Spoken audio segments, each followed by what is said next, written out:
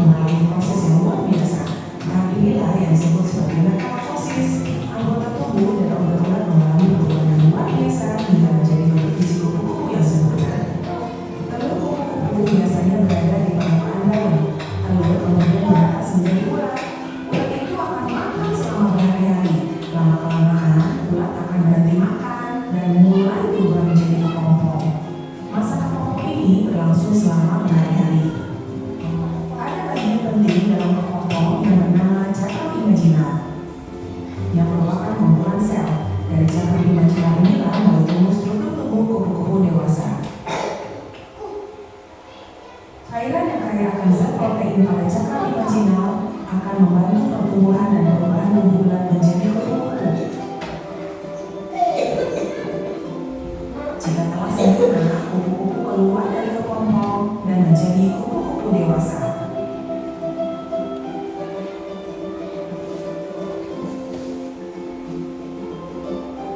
Masya Allah, demikian hikmahnya ya. Sesungguhnya dalam penciptaan langit dan bumi dan silih berganti malam dan siang terdapat tanda-tanda bagi orang yang berakal.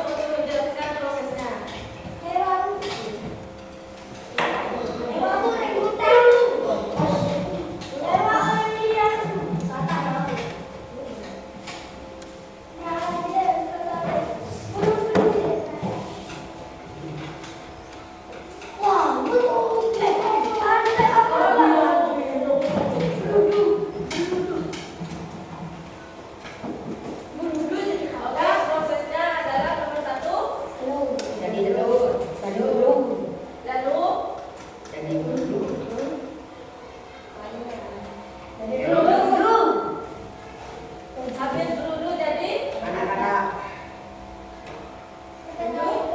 dan jadi kakak dewasa. oke, tepuk tangan dulu. Siapa yang tadi kebagian kupu-kupu?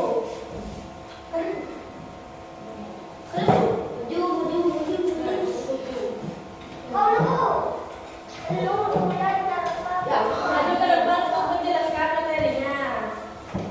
Dari telur. Ayo maju. Ya.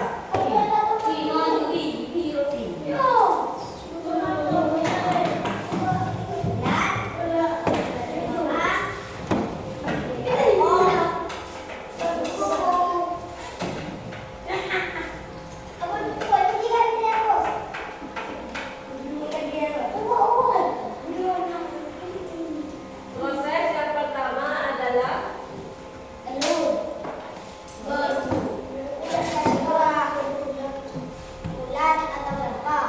oke, lanjut yang nomor 3. Setelah